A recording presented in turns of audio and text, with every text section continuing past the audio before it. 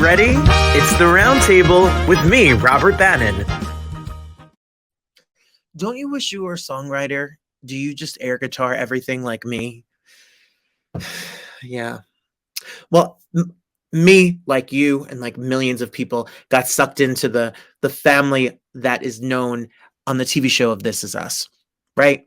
Have we all fallen in love with Jack, and we've all followed the kids, and we all watched Randall have a anxiety, and we've watched Kate, and we've watched them all, right, Kevin? Well, that series ended last year, and I know there wasn't a dry eye in the house. I know you all were crying. I know people in my life were crying. My cousin Michelle was crying. My friends Kristen and Kristen were crying. Everyone was crying. You needed your box of tissues and joined NBC every single week. Well, we are so lucky to have our next guest here. And songwriting is such a skill. It's such a skill. Man, I wish I was a songwriter, right? Well, maybe one day I got to write all my mess down. Let's get started, shall we? I am so excited to talk to our next guest. Taylor is a songwriter, a singer.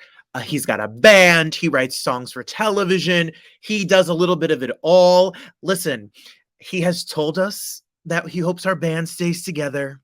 He has told us what happens when we run out of tequila. He has told us he's going to tell us a little bit more about how to write music for television as well. The Emmy nominated Taylor Goldsmith is here. Thanks for having me. I am so happy to have you. Thank you so much. You're on the road. You're about to do a show. Yeah, we're in Berkeley, California tonight. We're opening for the Head and the Heart. We're on this tour with them for the last few weeks. We're playing the Greek Theater tonight, which would be cool. If you want to get tickets to see the other shows, I mean, you're going to be at the Greek Theater in LA as well tomorrow. Yeah, tomorrow. If you want to get tickets, you can go right now to dawestheband.com. Right on. You have a whole tour coming up this fall. I saw you guys are all with the Bahamas, a whole fall tour. Yeah, it's gonna be good. It's gonna be a whole run where we do each other's songs, and it's gonna be tough though. My wife Mandy, we're having another kid in mid to late October, so we're sneaking this last tour in before the baby comes. So this will be it for a minute. Well, congratulations on baby number 2. Thank you. Most beautiful family, the most beautiful wife, and congratulations on the work with this. By the way, if you want Dawes' new album, sure, you stream it if you want to hear him sing and hear his music and all of the fun stuff. It's available wherever music is streamed. Congratulations on this season and ending this show. I know you've written a couple of songs for this series. Would you tell us a little bit about how you and this show kind of got together and how you became a part of it? I mean, I know one reason, but yeah.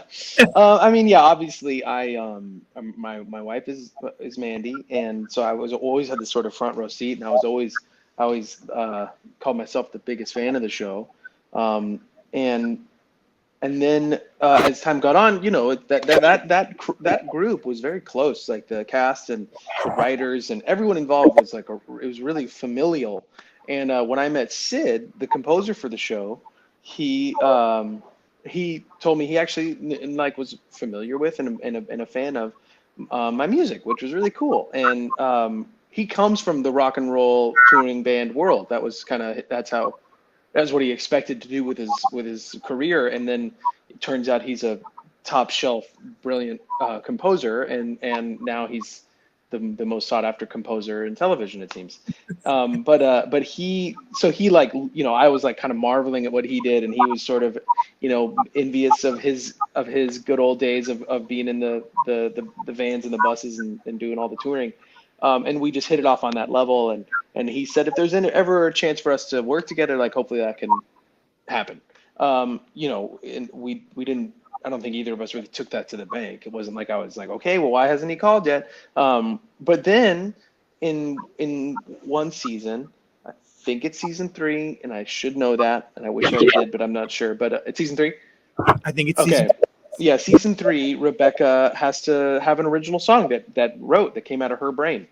And Dan, the writer of the show, isn't a songwriter, so he told Sid there needs to be a song from Rebecca, and that's when Sid brought me in and said, let's do this thing together. There's going to be, original music in the This Is Us universe written by fictional characters. And I felt like A, I had this great relationship with Sid. Then we've been looking for an excuse to work together. And B, I have this front row seat to the development of Rebecca. Like I'll watch her reading through scenes. I'll watch her as she's doing her acting class or a session with her like acting coach on Zoom, and like talking through these emotions and processing these emotions, and sometimes like bouncing that stuff off me. So I feel like I had this perspective into her character that not other songwriters would have.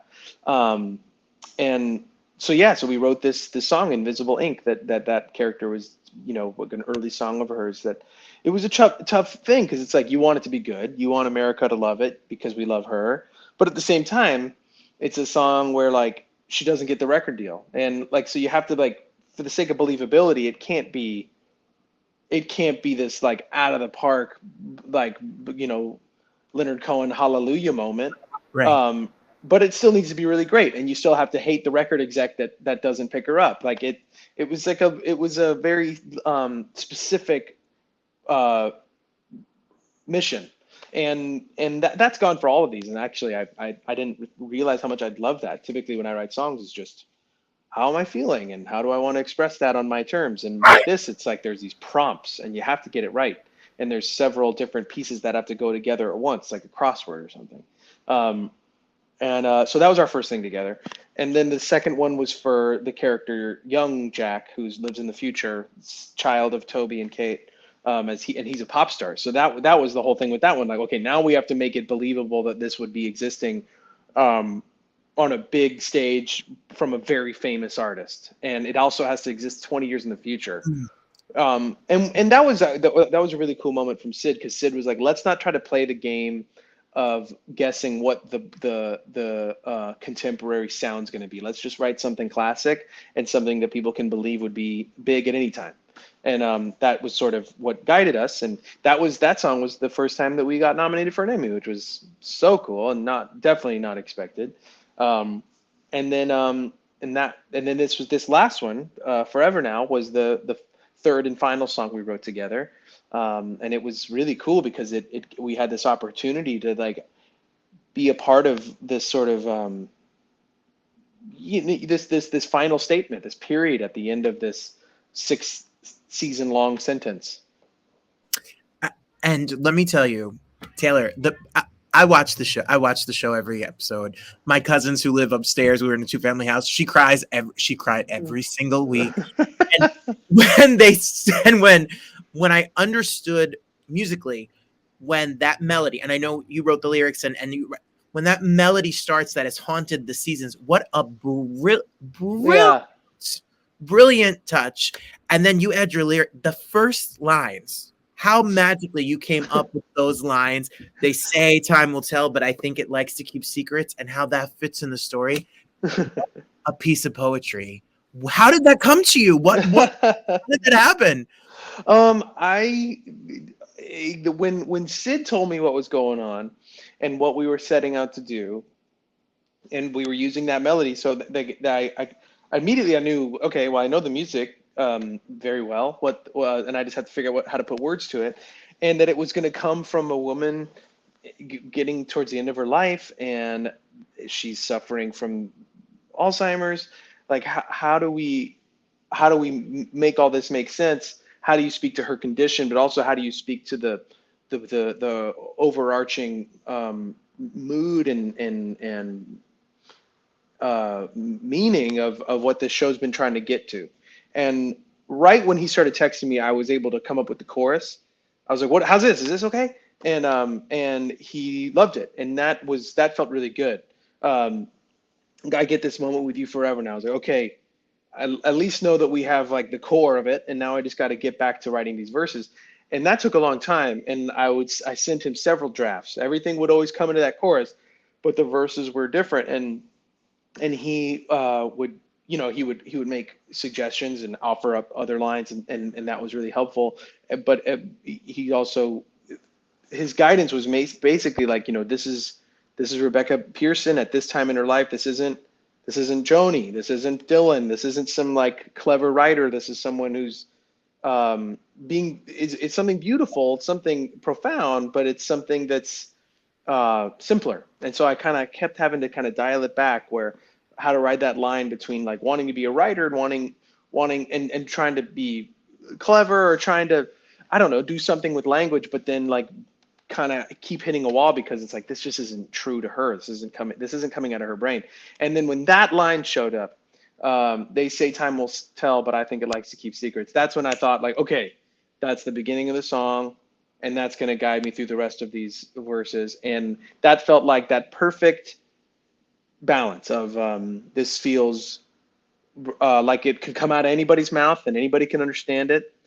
Sure, it's a little bit writerly, but it's believable, it's acceptable, and it's also something that like felt like a tagline for the show. It felt like this is what this whole show's been about.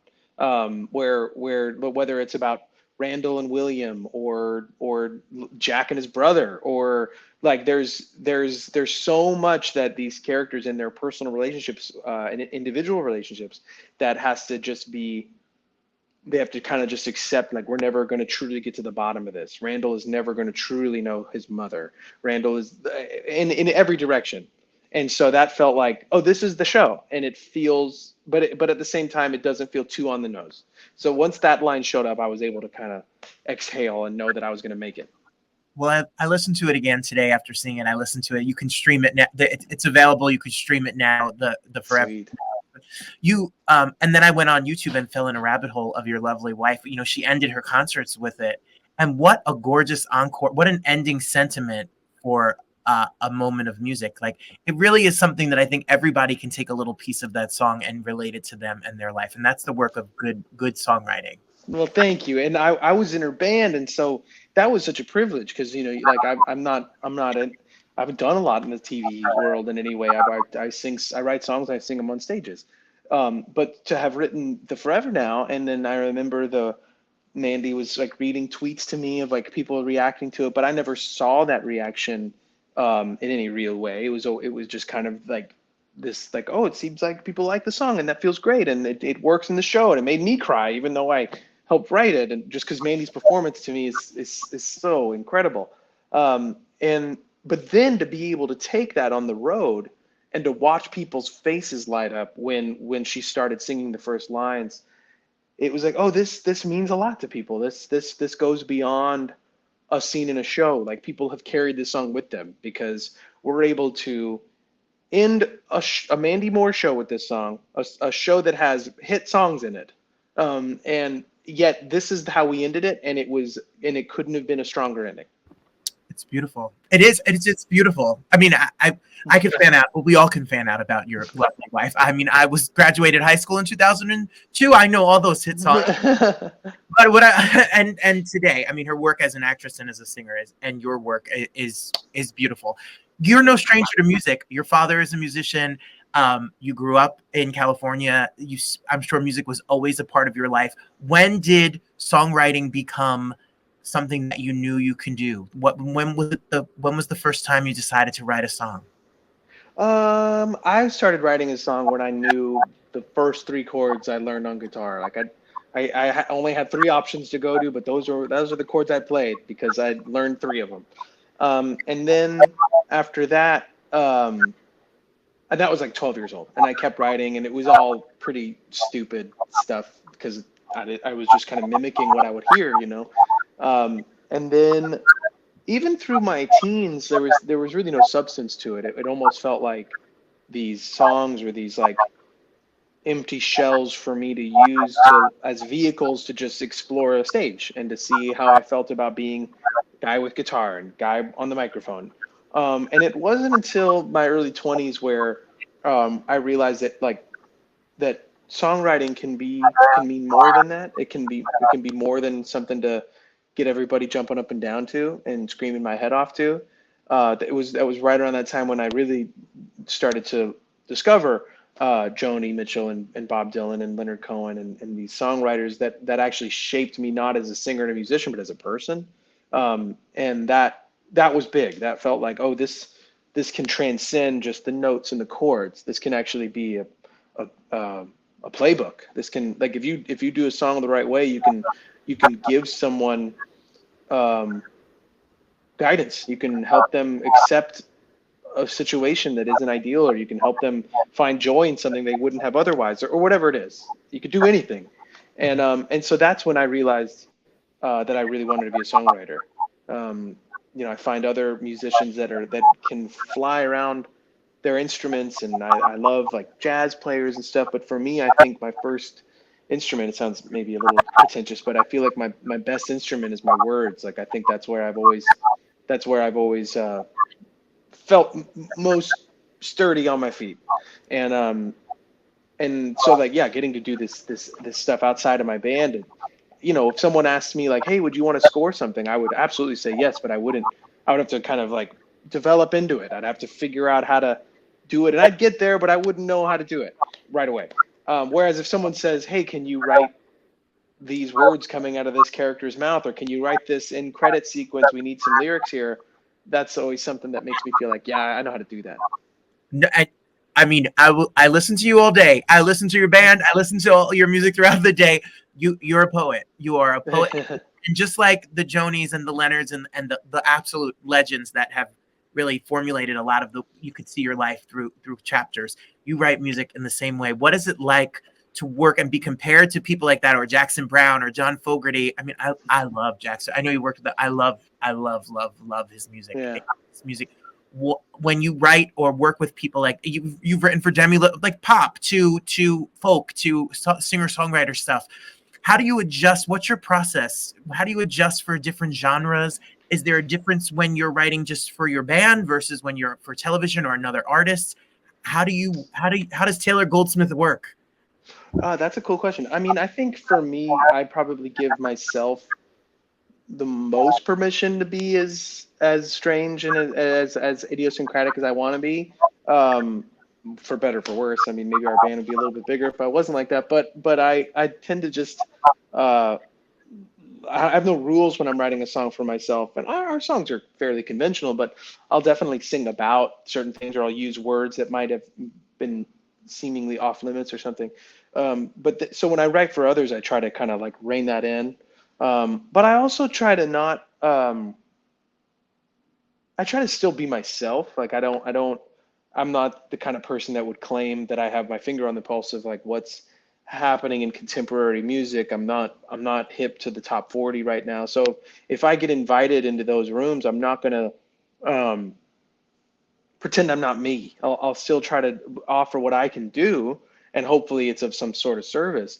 But I'm not going to like all of a sudden pretend I'm some sort of expert in a field that I'm just not. I feel, in a weird way, I feel like I've existed on the fringes, and I'm lucky that I got to make this my job. Obviously, like even today, we're at the Greek Theater in Berkeley, and I'm walking around looking at these posters of all of these big bands, and I think like, man, it'd be so cool to headline a space like this. But it's not the way our music works, and it's not the way my brain works as a writer. And I used to be a little more embarrassed or ashamed of that, but in a way, I'm sort of like, I don't know, I guess it's like I'm lucky to get to do it at all, because I don't play the game according to those rules. I don't work on a record thinking, well, what is the radio team going to send out to the stations to work as a single, and how are we going to get TikTok influencers to like do a dance to it? Like I don't think that way, and I'm very fortunate that I don't have to. And so like in some ways, there are times where I'll be talking to other people in this world, and I'll think to myself like, oh wow, you're an actual professional musician, and I'm just lucky to be in the room. I think you may have it the opposite, because I may have to send it to you. I saw a really great quote that was talking about no shade to pop music and records, but it was, why are record companies looking for TikTok trends and viral moments instead of you allowing the artists to be an artist? I mean, you have something to say, and the words you say are going to move people in the times that they need it. So that's a real calling. That's a true, I appreciate that. True art for truth. I've fallen in love with your music. I love the truth. I love the truth that you tell on the page, and your heartfelt vocals and the band behind you. So I'm a fan. I'm a fan of you, your band, your family. I was struck by this lyric, and it made me think for the song from This Is Us, which is the Forever Now song. And we put, if there's a way to say it, which runs throughout the song. And what it made me feel, and when I watch the show and I hear the song, is that you look at a life of a family, and you introspective about my family, your family, friends, and whatever. And to sum something up musically is an international language, and you gave us that gift. So I want to say thank you to you, to the both of you, you and your writing partner for this. And I want to say congratulations, and I can't wait to see what is next in your little bag, your little lunchbox of tricks. Well, thank you so much. I appreciate that. Break legs, have a great show. Thank you. Thank you for being here. Yeah. How about that? True artist. Make sure you check out some of the music that's out playing right now. You can check out Dawes is the band. Go to dawestheband.com. Make sure you stream This Is Us. The music is streaming now wherever you listen to music. And if you want more information, make sure to follow me at robertbannon.com. Like, comment, share, and subscribe. Join us every single week. We're live for our Roundtable show. Plus, we have the Roundtable Talk every week as well, like you just watched, where we talk to artists about making art. Till next time, my name's Robert Bannon. I will see you real soon.